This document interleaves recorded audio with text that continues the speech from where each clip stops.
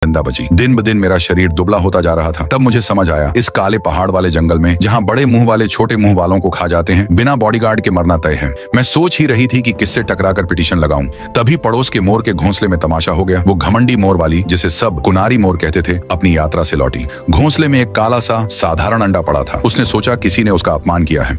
बिना कुछ सोचे एक लात मारकर अंडे को घोंसले से बाहर फेंक दिया। मैं घास के झाड़ में छिपी हुई थी। मेरी आंखें चमक उठी। अंडा भले काला था, लेकिन आकार बड़ा था। रात को अंधेरा होने पर मैंने सारी ताकत लगा दी। घिसटते घिसटते, लुढ़कते लुढ़कते उस काले अंडे को अपने बिल तक खींच लाई। कान लगाकर सुनने पर अंदर से हल्की हल्की आवाज आ रही थी। मैं हंस पड़ी। चिड़िया ही होगी, चिड़िया तो उड़ती है ना। जब ये बड़ा हो जाएगा, मैं इसकी पीठ पर बैठकर ऊंचे पेड़ों पर फल तोड़ूंगी। अंडे को सहने के लिए मैंने जान लगा दी। सुबह सबसे पहले उसे धूप में निकालती, शाम को उसे लोरी सुनाती, कैंटोनीज लोरी, और थूक से अंडे को चमकाती। ये बॉडीगार्ड नहीं, ये तो पूरा बाप बन गया था। ठीक 3 महीने बाद एक सुबह अंडे से टक की आवाज आई। दरार फैली और एक फूली हुई छोटी सी गेंद जैसा सिर बाहर निकला। 2 काली काली चमकती आंखें मुझे घूर रही थी। मैं खुशी से उछल पड़ी और बहुत प्यार से बोली, हाय बेटा, मैं तेरी माँ हूँ। छोटा सिर टेढ़ा हो गया, फिर साफ साफ बोला, क्या? वो आवाज सुनकर मेरा दिल पिघल गया। मैंने उसका नाम रखा मीठा तरबूज, सिर्फ मीठा। उम्मीद थी कि ये तरबूज की तरह गोल मटोल और आसानी से पल जाएगा। मीठा अंडे से पूरी तरह निकलने में 3 दिन लगा। जब पूरी तरह बाहर आया तो मैं हैरान रह गई। काला चमकदार पंख, बिल्कुल कौवे जैसा। मैंने खुद को समझाया, कौवा भी ठीक है, कौवे भी ऊंचा उड़ते हैं। छोटा मुझे देखते ही मेरे सिर पर चोंच मारने लगा। मैं हंसते हुए बोली, अरे मीठा, मेरे सिर पर चोंच क्यों मार रहा है? वो नन्ही सी आवाज में बोला,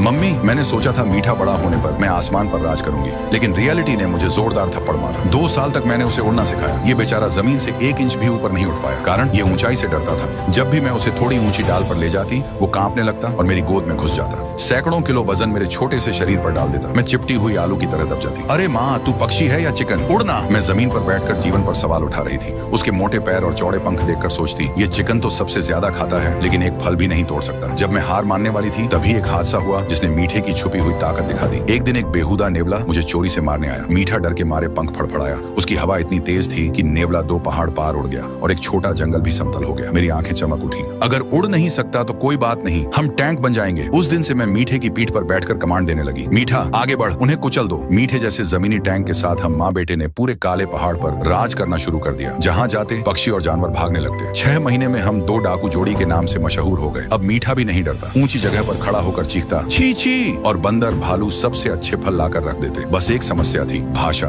मैं चूहा थी तो सिर्फ छी छी और कैंटोनीज बोलती थी। वे सब समझ नहीं पाते थे। इसलिए मैंने फैसला किया, काले पहाड़ में कैंटोनीज से हिंदी का क्लास शुरू करूंगी। पहाड़ में एक लाल पत्थर मिलता था। उसमें मीठा रस होता था जो मेरी ताकत बढ़ाता था। मैंने उसे फीस बना दिया। हर छोटा जानवर 5 लाल पत्थर देकर क्लास ज्वाइन कर सकता था। 1 साल बाद काले पहाड़ का माहौल पूरी तरह बदल गया। 2 बाघ लड़ने से पहले पहले शालीनता से गाली देते, तेरी माँ को बुला, मैं उसे चाय पिलाऊंगा। मीठा अब असिस्टेंट टीचर बन गया था। रंग बिरंगे पंखों वाला सिर ऊंचा करके इलाका घूमता, बहुत शानदार लगता था। मैं लाल पत्थरों का ढेर देखकर सोचती, इस रफ्तार से तो मैं जल्दी ही देवी बन जाऊंगी। लेकिन शांति ज्यादा दिन नहीं टिकी। मीठा 10 साल का हुआ, तभी मुझे तेज बुखार आ गया। शरीर जल रहा था, होश उड़ रहा था। मैंने सोचा, चूहा बनकर भी इतने साल जी गई, अब तो मौत आ गई। मीठे का हाथ पकड़कर आखिरी बात कहने वाली थी कि अचानक मेरे शरीर में भयंकर गर्मी उठी। दुनिया घूम गई। मेरा नजरिया ऊंचा हो गया। मीठा जो पहले पहाड़ जैसा लगता था, अब मेरे कंधे तक ही था। नीचे देखा, सफेद पंजे अब सुंदर इंसानी हाथ बन गए थे। पीछे के पैर भी गोरे इंसानी पैर। मैं इंसान बन गई थी, और वो भी चांदी जैसे बालों वाली, बहुत खूबसूरत लड़की। मैं खड़ी होने की कोशिश की, लेकिन संतुलन बिगड़ गया और मुंह के बल गिर पड़ी। मीठा 3 कदम पीछे हट गया, आंखें गोल गोल। मेरी माँ कहाँ गई? इतनी बड़ी हो गई। वो मेरे सीने की तरफ देखकर बोला, माँ, तुम्हारे आगे 2 लाल फल क्यों हैं? बहुत स्वादिष्ट लग रहे हैं, मैं खा लूं? मैंने एक थप्पड़ मारकर उसका सिर हटा दिया।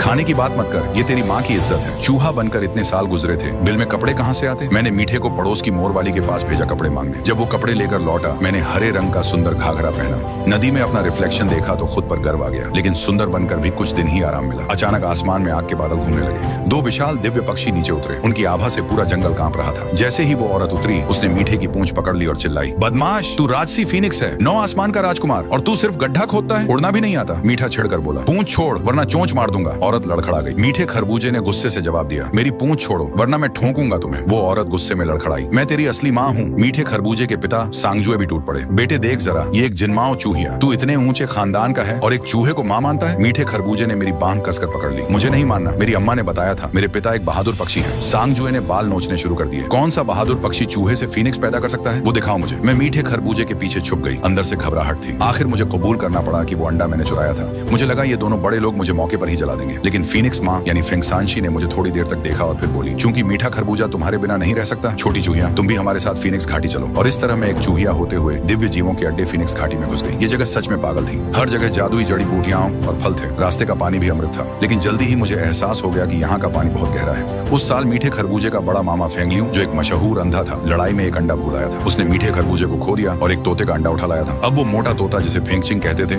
नकली शहजादे के नाम पर हर दिन उधम मचाता था। वो खरबूजा फेंगचिंग लुढ़कते हुए चलता था और मीठे खरबूजे को देखकर चिढ़ाता, काला कौवा गंवार कहाँ से आया रे? मीठे खरबूजे का सिर धुआं हो गया। मैंने उसे रोका। ये बस दूसरों की बात नकल करने वाला है, दिमाग नहीं है इसमें। हम टूटे हुए पक्षी से झगड़ा नहीं करते। मीठे खरबूजे के माँ बाप बच्चे को खोने के गुनाह में मुझसे तो शरीफ थे, लेकिन मुझे तुरंत महसूस हो गया कि बड़े मामा फेंगलियू की नजर ठीक नहीं। वो मीठे खरबूजे को ऐसे देखता था जैसे कोई पार्सल है जिसे अभी खोलकर वापस कर देना है। मैंने मीठे खरबूजे को एक तरफ खींचा और समझाया, यहाँ बहुत सोच समझ कर बोलना। तू फीनिक्स है, लेकिन तेरे पास कोई असर रसूख नहीं है। मीठे खरबूजे ने भोलेपन से सिर हिलाया। अम्मा, मुझे डर नहीं, मेरे पास ताकत है। मैंने मन में आह भरी, ताकत से क्या होता है, यहाँ दिमाग चलता है। मीठे खरबूजे को परिवार से मिलाने के लिए फेंगसानशी ने उसे कुल की पाठशाला में भेजा। मैं भी चेले की तरह घुस गई। मुझे लगा शांति से बैठूंगी और मजा लूंगी, लेकिन पहले ही दिन मीठे खरबूजे को अकेला कर दिया गया। वो नए जवान फीनिक्स, सबके रंगीन पंख थे और मीठे खरबूजे के काले पंख देखकर किसी को पसंद नहीं आए। सबसे आगे वाली फेंगचिए, जो बड़े मामा की चमचागिरी करती थी, सबके सामने बोली, जो उड़ भी नहीं सकता वो बेकार फीनिक्स घाटी में क्यों आया? जा अपने चूहे वाले बिल में वापस। मीठा खरबूजा सिर झुकाए खड़ा रहा, दोनों हाथ एक दूसरे में उलझाए, आंखें लाल हो गई। मैं वहीं भड़क गई। जब मैं काले पहाड़ पर राज करती थी तब ये सब चूजे अंडे में भी नहीं आए थे। मैं सीधे फेंगजिए के सामने आई और झट से एक तमाचा जड़ दिया। पूरी क्लास सन्नाटे में आ गई। घटिया चूहिया ने मुझे मारा? मारा तो है, मेरा बेटा फीनिक्स की असली नस्ल है। तू कौन होती है? फेंगजिए ने आग उगलनी चाहिए, लेकिन मैंने काले पहाड़ की गुप्त पकड़ विद्या निकाली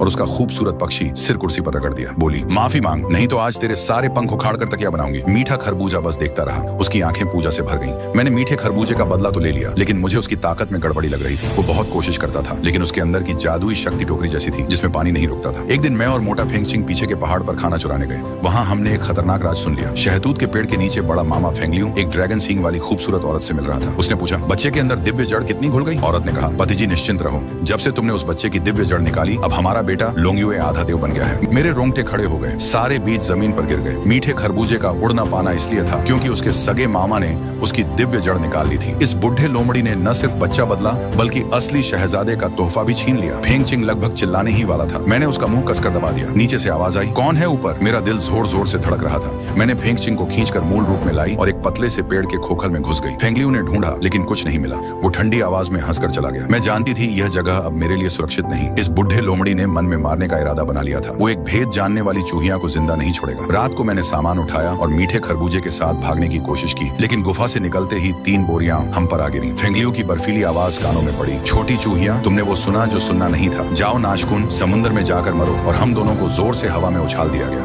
वो समुद्र सच में खतरनाक था। इसमें आत्माएं भी गल जाती हैं। फीनिक्स भी इसमें गिरे तो राख हो जाए। मैं महसूस कर रही थी कि मेरे बाल जल रहे हैं और जिंदगी तेजी से खिसक रही है। इस नाशकुन समुद्र का नाम बिल्कुल सही था। पानी में घुसते ही वो काला पानी जैसे लाखों चींटियां काट रही हूँ। दर्द से चिल्ला भी नहीं सकती थी। तभी वो मोटा तोता फेंगचिंग, जो हमेशा से डरपोक था, अचानक जाग उठा। उसने जोर लगाकर अपना आकार बड़ा किया और उन पंखों से, जो इतने मजबूत नहीं थे, मुझे और मीठे खरबूजे को अपनी पीठ पर कसकर थाम लिया। खरबूजे भाई जल्दी उठो। फेंगचिंग की आवाज रोने जैसी थी। उसके पंख उस जानलेवा पानी में गल रहे थे। बड़े बड़े हिस्से उखड़कर गिर रहे थे। लाल कच्चा मांस दिखने लगा। उस समुद्र की खाने वाली मछलियां उसकी टांगें नोचने लगी। वो चुपचाप सहता रहा। एक आह तक नहीं निकली। मेरी आंखों से आंसू बहने लगे। भाई थक जा, अब और नहीं। फेंगचिंग ने हंसकर कहा, दीदी तुमने मेरी जान बचाई थी, इस बार मेरी बारी है। वो हमें घसीटता रहा। पता नहीं कितनी देर बाद दूर एक रोशनी दिखी। वो एक अकेला टापू था जिस पर एक पूरी तरह सफेद अजीब पेड़ था। उस पेड़ पर कुछ चमकते हुए पारदर्शी फल लगे थे। मीठे खरबूजे ने कमजोर आवाज में आंखें खोली। वो बीज युवान फल है जिसमें देव खून नहीं है, उसे खाते ही वो फट जाएगा, मत छूना। मैंने पानी के नीचे सिर्फ हड्डियों वाले फेंगचिंग को देखा, फिर बुरी तरह घायल मीठे खरबूजे को देखा। दिल में आग लगी। जाए भाड़ में सारे नियम कायदे। मैं एक बार इस दुनिया में आई हूँ, किसी की तोप का चारा बनने नहीं। मैंने वो फल उठाया और एक सांस में निगल लिया। एक पागल ताकत मेरी नसों में दौड़ने लगी। मेरा शरीर टूटता और बनता रहा। सफेद बालों की जगह सोने जैसे काले शल्क उगने लगे। आंखें जैसे सूरज की तरह जल उठी। उस पल मुझे अपनी असली पहचान मिली। 28 नक्षत्रों में सबसे पहला वर्चुअल डे रेट। जो भी अजीब हो उसे ठीक करने वाला, सब कुछ निगल लेने वाला। मैंने अपना विशाल मुंह खोला और एक लंबी सांस ली। आधा नाशकुन समुद्र मेरे पेट में चला गया। साथ में वो सारी खाने वाली मछलियां भी मेरी खुराक बन गई। मैंने हुंकार लगाई और पैरों के नीचे बादल बन गए। उन्होंने टूटे हुए साथियों को उठाया। मैं सीधे फीनिक्स घाटी में वापस आ गई। फेंगलियू, तेरी साजिश का राज खुल गया। अब वापस आई हूँ तेरा सारा अहंकार चबाकर कुत्ते को खिलाने। उस वक्त फीनिक्स घाटी में रोशनी और बैंड बाजा था। फेंगलियू का नाजायज बेटा लोंगियुए लाल दूल्हे का जोड़ा पहने तैयार था। वो बिफांग राजकुमारी से शादी करने वाला था। फेंगसानशी और सांगजुए किसी बीमारी से ग्रस्त होकर प्रतिबंधित जगह में बंद थे। जिंदा मुर्दा हाल था। मैं मीठे खरबूजे और फेंगचिंग के साथ आसमान से उतरी। एक नक्षत्र दबाव ने आधा समारोह मंच तबाह कर दिया। पूरा माहौल सन्नाटे में आ गया। सारे फीनिक्स उस दिव्य जीव की आभा से दब गए और अपने मूल रूप में आ गए। फेंगलियो का चेहरा सफेद पड़ गया। तू ये घटिया जानवर मरी नहीं? मैंने ठंडी हंसी हंसी। इंसानी रूप लेकर हरे रंग की स्कर्ट हवा में लहराई। मामा जी, तुम जिंदा हो तो मैं कैसे जाती? मैंने झट से उस नकली आदमी लोंगयुए को हवा में उठाया। उसके रीढ़ की हड्डी में चमकती सोनी दिव्य जड़ वही थी जो मेरे बेटे की थी। मेरी आंखें ठंडी पड़ गईं, उंगलियां पंजे बनी और मैंने उस रीढ़ से वो दिव्य जड़ खींच निकाली। लोंगयुए की दिल दहलाने वाली चीख गूंजी। वो आधे ड्रैगन आधे फीनिक्स के राक्षस जैसा बन गया। मैंने वो दिव्य जड़ मीठे खरबूजे की पीठ पर ठोंक दी। बेटे, अपनी चीज संभाल, अब कोई नहीं छीन सकता। फेंगलियो ने साजिश खुलती देख अपना असली रूप दिखाया और फीनिक्स की सच्ची आग मुझ पर फेंकी। लेकिन मेरे वर्चुअल डे रेड की नजर में वो आग घर के लाइटर से भी कमजोर थी। मैंने हल्के से फूंक मारी।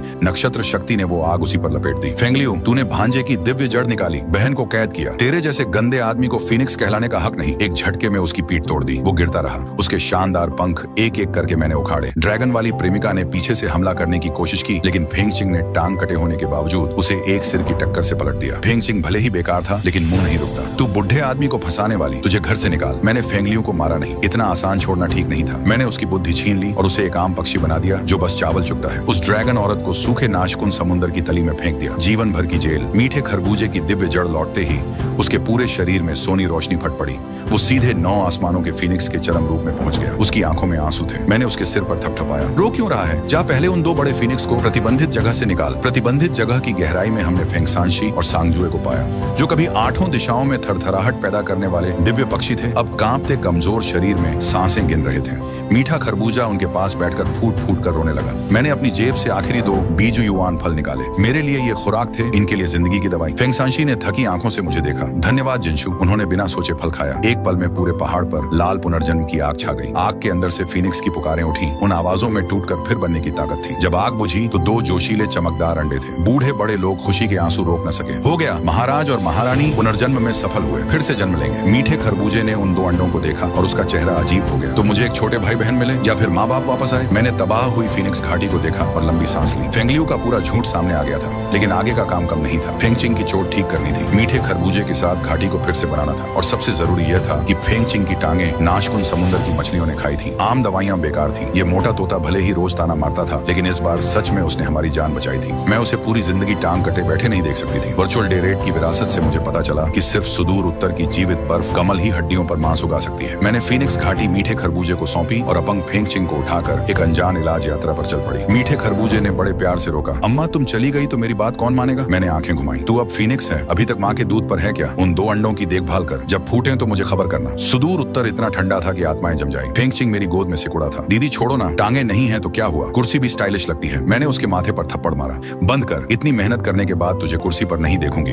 बर्फ के पहाड़ में मैंने एक विशाल बर्फ के ड्रैगन से लड़ाई की। नक्षत्र शक्ति के दम पर वो बर्फ कमल छीन लाई। जिस पल फेंगचिंग ने वो फूल खाया, उन हड्डियों से गुलाबी नया मांस उगने लगा। इलाज के दौरान वो बिफांग राजकुमारी, जो पहले शादी वाली थी, हमारे पास आई। मुझे लगा झगड़ा करने आई है, लेकिन उसने मेरे सामने ढेर सारे खजाने रख दिए। ये सब उस मोटे तोते की सेहत के लिए। वो हमेशा से फेंगलियो बाप बेटे से नफरत करती थी। ये शादी उसके परिवार का दबाव था। उसे मीठे खरबूजे पर भरोसा था और वो एक साथ ही दोस्ती का बंधन बनाना चाहती थी। उसने मुझे देखते हुए पूजा से बोली, दीदी, जब तुमने फेंगलियो को चीरा वो पल बहुत शानदार था। बिफांग के खजाने से फेंगचिंग जल्दी ठीक होने लगा। लेकिन इस मोटे की हिम्मत देखो। टांगे पूरी उगी भी नहीं थी कि बर्फ के पहाड़ पर छोटी मादा पक्षियों से रंगरेलियां करने लगा। बिफांग राजकुमारी ने एक लात मारी बर्फ में और शरारत की तो सीधे पकाकर खाऊंगी। मुझे लगा अब वापस जाने का समय है। जाने से पहले मैंने बिफांग राजकुमारी को अपना एक नक्षत्र आंसू दिया। आगे कोई तुम्हें तंग करे तो ये दिखाना, मैं तीनों लोगों की दूरी पार करके आऊंगी। फीनिक्स घाटी लौटने पर पूरे कुल के फीनिक्स झुककर खड़े थे। वो नजारा बिल्कुल किसी बड़े गायक के दौरे जैसा था। मीठे खरबूजे की लंबाई बढ़ गई थी, आंखें भी गहरी और ठहरी हुई थी। असली फीनिक्स जैसा लग रहा था। लेकिन मुझे घाटी का माहौल थोड़ा अजीब लगा। फेंगसांशी और सांगजुए अभी खोल से बाहर नहीं आए थे, लेकिन वो दोनों अंडे घर से बाहर निकलना सीख गए थे। हर आधी रात को वो गर्म कमरे से लुढ़कते हुए मेरे कमरे के दरवाजे पर आ जाते। अंडों से धीमी आवाजें आती। अम्मा!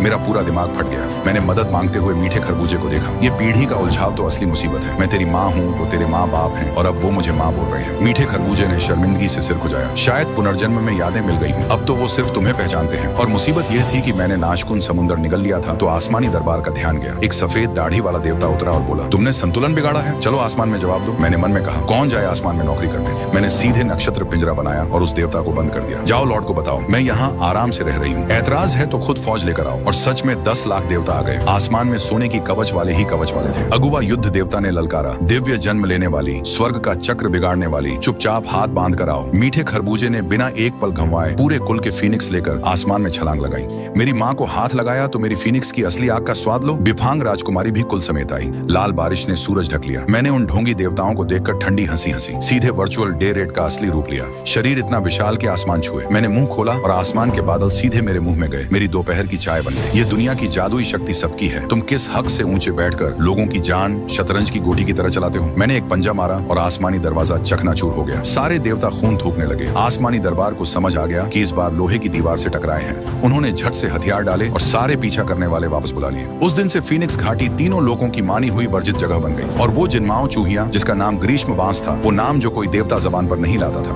और मैं उस वक्त घाटी में बैठकर 2 अंडों को कैंटोनीज सिखा रही थी। 10 साल बाद फीनिक्स घाटी के पवित्र स्थान में वो दोनों विशाल अंडे आखिरकार फूटे। पूरे कुल ने सांस रोकी। मीठे खरबूजे की हथेलियों से पसीना छूट रहा था। कड़ाक की आवाज के साथ दोनों गुलाबी खूबसूरत छोटे बच्चे खोल से निकले। उनकी पीठ पर रंगीन फीनिक्स पंख थे। उन्होंने अपने असली बेटे मीठे खरबूजे को एक नजर नहीं देखा, बस अपनी छोटी छोटी टांगों से दौड़कर मेरी तरफ आए। मैं पेड़ के नीचे बैठी थी। बाईं बाह में एक बच्चा, दाईं हाथ में फलों की थैली, बगल में वो मोटा तोता जो अब विदेश मंत्री बन गया था। मीठे खरबूजे ने फेंगचिंग के साथ निराश होकर आह भरी, माँ बाप आप लोग ऐसे करते हो तो मेरे लिए बहुत मुश्किल है। फेंगचिंग ने नकल उतारी, बड़ी मुश्किल है, बड़ी मुश्किल है। फिर पैसों की मांग करने लगा। मैंने हरे भरे पहाड़ और इन शोर मचाते परिवार को देखा। दिल में पहली बार इतना सुकून था। एक ऐसी चूहिया जो भूखे मरने के कगार पर थी, वो आज तीनों लोगों की सबसे ताकतवर चूहिया थी। यह किस्मत से नहीं, उस जिद से मिला था कि जो भी मेरे साथ उलझे मैं उसे ही निगल जाऊं।